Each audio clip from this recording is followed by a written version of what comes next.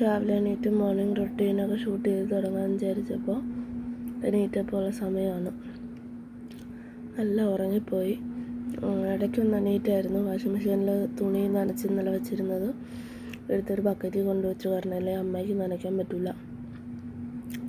2-3 ദിവസം മുന്നേ അതായത് ചേട്ടൻ ബ്രദർ പോയി മിഠായി പുറത്ത് പോയപ്പോൾ മിഠായി വാങ്ങിച്ചുകൊണ്ടുവന്നു. ഡയറി മിൽക്ക് അതിവിടെ ഉണ്ടായിരുന്നു. അതിൻ്റെ 2 പീസ് എടുത്ത് വായിലിട്ടു. ഇപ്പം അതാണ് വായിൽ കിടക്കുന്നത്, സൗണ്ട് ഒരുമാതിരി. അപ്പോൾ ഇനി താഴെ പോയി എന്തെങ്കിലും ഫുഡൊക്കെ കഴിക്കും, ഫോൺ ചാർജ് ചെയ്യാൻ വയ്ക്കും.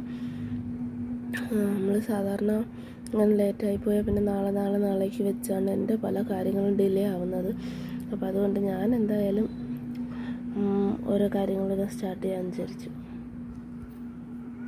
3:20 ഞായറാഴ്ച 27-ാം തീയതി. അപ്പോൾ ഞാൻ അങ്ങനെ ചോറൊന്നും ഒരുപാട് കഴിക്കില്ല. ബേക്കറിയൊക്കെയാണ് ഒരുപാട് കഴിച്ച് തടി വയ്ക്കുന്നത്. പ്രശ്നം അത് തന്നെയാണ്. അപ്പോൾ എന്തായാലും ചോറെടുത്തിട്ടുണ്ട് ആവശ്യത്തിന്. മാങ്ങ അച്ചാർ, ബീട്രൂട്ട് തോരൻ, പരിപ്പ് കറി, ഇത് കൊഴിയാളെന്ന് പറയും, അങ്ങനത്തെ ഒരു മീൻ പൊരിച്ചത്. ഇന്ന് ചേച്ചിയാണ് അമ്മയെ സഹായിക്കേണ്ടത്. അപ്പോൾ നമ്മൾ ഇങ്ങനെ ഓരോ ദിവസം ഡ്യൂട്ടിയായിട്ട് ഇങ്ങനെ തിരിച്ചിട്ടുണ്ട് അമ്മയെ സഹായിക്കേണ്ട ആൾക്കാർ. അപ്പോൾ ഇന്ന് ചേച്ചിയാണ്. അപ്പോൾ അതുകൊണ്ട് അവളാണ് സഹായിച്ചത്. എനിക്ക് ജോലിയൊന്നും ഇല്ലായിരുന്നു.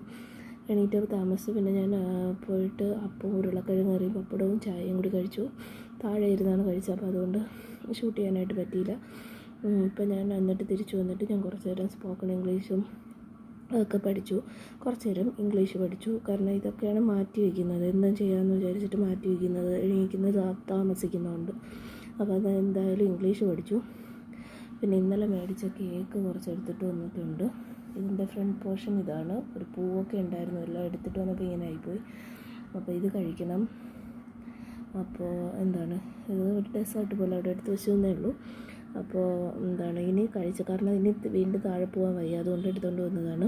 അപ്പോൾ ഇത് കഴിച്ചിട്ട് ഇനി കുറച്ച് നേരം കൂടി എന്തെങ്കിലും ഒരു സബ്ജക്റ്റ് എടുത്ത് പഠിക്കണം. ഇപ്പോൾ എന്തെങ്കിലും വീഡിയോസൊക്കെ കണ്ടുകൊണ്ട് ഇത് കഴിച്ചിട്ട് കുറച്ച് നേരം കൂടി പഠിക്കണം. എന്നിട്ട് താഴെ പോയിട്ട് ഇന്ന് വൈകിട്ട് മറ്റേ ബിഗ് ബോസ് ഉണ്ടല്ലോ, മലയാളത്തിലെ സീസൺ 4 ഇന്ന് ലോഞ്ചല്ലേ. അപ്പോൾ ആ എപ്പിസോഡ്സ് കാണാമെന്ന് ഇന്നത്തെ ആ എപ്പിസോഡ് കാണാമെന്ന് വിചാരിച്ചു. 7 മണിക്ക് കണ്ട് തുടങ്ങും. അപ്പോൾ ആദ്യത്തെ ദിവസത്തെ എനിക്ക് കാണുന്നത് എനിക്ക് ഭയങ്കര ഇഷ്ടമാണ്. അപ്പോൾ അതുകൊണ്ട് പിന്നീട് അങ്ങോട്ട് ഞാൻ അത്ര വേണമെങ്കിലേ കാണുള്ളൂ. അപ്പോൾ സമയം പോലെ എനിക്ക് പഠിക്കാനും വേറെ കാര്യങ്ങളൊക്കെ ചെയ്യാനുണ്ടെങ്കിൽ ഞാൻ അതായിരിക്കും പ്രിഫറൻസ് കൊടുക്കുക. അപ്പോൾ ആദ്യത്തെ ദിവസം എനിക്ക് ഭയങ്കര ഇഷ്ടമാണ് കാണാൻ വേണ്ടി. അപ്പോൾ ഇന്ന് അത് കാണുമെന്നുള്ളതുകൊണ്ടും പിന്നെ നാളെ ഞാനാണ് അമ്മയെ സഹായിക്കേണ്ടത്. അപ്പോൾ ഇന്ന് കുറേ ജോലി, തേങ്ങ തിരുവി വയ്ക്കുക, അങ്ങനെയുള്ള ജോലികളെല്ലാം ഇന്ന് ആ സമയത്ത് ചെയ്ത് തീർക്കും. പിന്നെ പറ്റുമെങ്കിൽ സ്റ്റോർ റൂം കുറച്ച് ഒതുക്കാനുണ്ട്, വൃത്തിയാക്കാനുണ്ട്. അതൊക്കെ ഒന്ന് ക്ലീൻ ചെയ്യും. വേറെ എന്തെങ്കിലും ജോലികളൊക്കെ ഉണ്ടെങ്കിൽ താഴെ വീട്ടിലത്തേക്ക് അമ്മയെ സഹായിക്കാനുള്ള ജോലി, നാളത്തേക്ക് ഫുൾ ജോലി അമ്മയുടെ കൂടെ സഹായിക്കേണ്ടത് ഞാനാണ്. അപ്പോൾ ബ്രേക്ക്ഫാസ്റ്റ്, ലഞ്ച്, ഡിന്നർ എല്ലാം സെറ്റ് ചെയ്യേണ്ടത് മാക്സിമം ഇന്ന് ചെയ്തു വയ്ക്കാൻ പറ്റുന്നതൊക്കെ ഇന്ന് ചെയ്തു വയ്ക്കും.